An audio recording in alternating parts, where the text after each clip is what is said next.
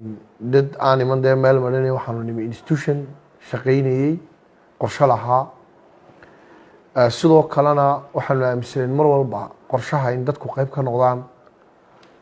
waxaa hadda gabagabana ugu dhow qorshe koobsanaya dadku markii wadatashi lala sameeyey 8 degmo baahiyahooda la soo weydiiyey waxyaalahay mudnaanta u arkayaan lala fadhiistay ee laga soo qoray wixii aanu xilligii doorashada nidhi xildhibaano ka ahaan mudanayaal ka ahaan ee ummadda aanu u ballan qaadnay iyo sidoo kale qorshihii dejisnaa oo hal sano qabyo ka ahaa oo 2022ka wax ka qornaayeen saddexdaas baa hadda la iscunsiinaya gacanta lagu hayaa 2022kana waxaynu ku howlgelaynaa qorshe wanaagsan oo koobsanaya dadku waxay rabeen oo la jaan qaadaya waxaanu ballan qaadnay oo sidoo kalena dadku wixii ay soo sheegteen ilaa anaga waxan baa noo mudan iyo weliba wixii sanadkii ka horeeyey sanadii ka horeeyey maamulkii nagu horeeyey uu qorsheeyey ee wanaagsanaa ee qabsoomin in la qabto sidoo kale gudoomiye intaan halkan joognay waxaanu xooga saaraynay inaanu wanaajino shaqada la qabanayo adeega dadka loo qabanayo maamulkana waxaanu isku daynay inuu ku dhowaado dadka oo waxaanu halkani imaka weli hadda imaka xafiiskayga saaka waad soo booqatay dadku sidii waa ka yaryahay hukunku sidii waa ka yaryahay haddana weli wuu jiraa laakiin maalmihii aanu nimi waxaa nagu adkaan jirtay xitaa inaanu neefsano xafiiska dhexdiisa daaradda dibadda waddada si markaa taas looga gudbo wax walibana centralized bay ahaynoo halkan xafiiska maayarkay awoodahoo dhami dadku adeega usoo doonanayeen go-aanka usoo doonanayeen talada usoo doonanayeen marka anagu waxaanu go-aan ku gaadhnay markii dambe in maamulka degmooyinka loo raro oo magaaladu ay u shaqeyso 8 degmo oo maaragtay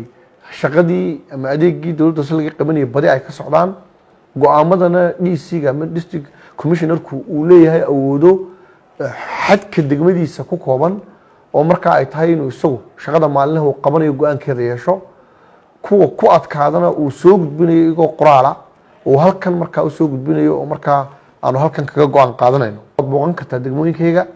degmo ka mid aad ku kalehi kartaa waxaa la soo galaa degmooyinka iska daa 7 oo sharcigu dhigaya 6 subaxnimo ayay gudoomiyaashu hor fadhiyaan shaqaaluhu joogaan shaqaduna socotaa waxaa la shaqeeyaa xalay degmooyinka qaarkood maadaama xilli xaalad degdeg oo emergency ku jirno waxaa warbixinta la siinayay 10kii habeenimo gudoomiyihii xogayihii gudoomiye waxyeenkii oo markaa shaqada 6dii subaxnimo ee maalinta hore bilaabeen ay markaa gudoomiye ka baxayaan saasaanu markaa horta dee maamulkii iyo adeegiiba maaragtay u wanaajinay iyo servicekii ummadda dadka loo qabanayay laakiin weli fari kama qodna oo ma dhowin aad baan maaragtay u dambaynaa laakiin waa gaadhaynaayo maalinba dee rumo maalinkaata lama dhisine dadku hadday samraan way arki doonaan maamulka oo 100% ka wanaagsan sida uu maanta yahay dowladda hoose gudoomiye shaqada ugu badan ay qabato waxay u baahan tahay qalab ay u baahan tahay qalabku aad buu noogu yaraa marka xooga waxaanu saarnay sidii degdeg horta qalab loogu heli lahaa qaarkood imika waad ku sii dhufatayba qalabkaasi waa baabuur warshada say kaga soo baxay weye second hand maaha meel kale may soo marin waa warshada ilaa halkaas inoo yaalaan intaa yare ay ka soo socdeen dekadii laga soo dejiyey ayay waa 0 mile wey dhammaantood qalab kaloo badan qaar jidkay kusoo jiraan qaar galabtayna soo gaadhayaan qaar imika la soo raray marka insha allahu tacaala waad arki doontaan iyadoo markaa adeeg shaqadii aanu qabanayno waayo shaqada dowladda hoose kama maarmayso qalab kama maarmayso emergencies-ka xaaladaha degdeg oo keliya magaaladii baryaanu ku dhamaynay hebeloo cagafti noo soo dir kharash badan oo aynaan malayn karin oo nagaga baxay 3 bilood roob ku daayay cagaf kareynteeda moos halkan xidh halkan fur halkan biyaha ka celi marka qalab la-aan lama soconayo weliba insha allah waxaan doonaynaa inaanu sidii aan weligeed loo maamulin ummadda baabuurteeda in baabuurtaa loo maamulo qalab casriga lagu xidhayaa meeshuu taagan yahay halkuu marayo halkii loo diray meelahan hadduu saa ugu beedho telefoonkaygaasan kala soconayna insha allahu tacaala shidaalka lagu shubay goorta lagu shubay sida loo waxaasoo dhan markaa si ay u noqdaanoo haddii maayarka annaga naga dambeeyaan uu idhaa meeshu waa bilaa qalab meeshu nidaam male de waa ayaan daro marka waxaan isleenahay bal ugu yaraan ka idinka dambeeyo bal usii diyaariya meeluu ku fikiri karayo oo uu shaqada u baahan inuu qabto uu qaban karayo insha allahu tacaala. intaas kadib waxaa isna halkaasi kelmado isugu jira dardaaran iyo mahadnaq halkaasi ka jeediyey gudoomiye Faysal Cali Waraabe oo isagu saaka booqashadan ku yimi xarunta dowladda hoose ee Hargeysa. de waxaan ka codsanay isku boorinayaa magaaladeeni la ficiltama magaalooyinka kale caasimadaha inaan magaaladeena hagaajisanaan wadooyinkeena hagaajisaan imka wadada inay mooga mari jirtay waxay ka qaadisay culeyska halkan moogta baabuurta ku socota hawd oo dhan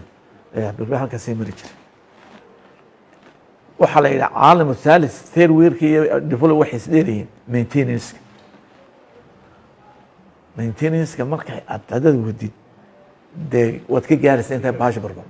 iminka waxay haysaa waxay Hargeysa wadooyinka oo dhan way wada jartaan way wada burbureen xorfaday noqdeen waxaan kala qoosay hawlaha guud oo dhan iyo Somali Road Authority-ga war qaybta maintenance sameeya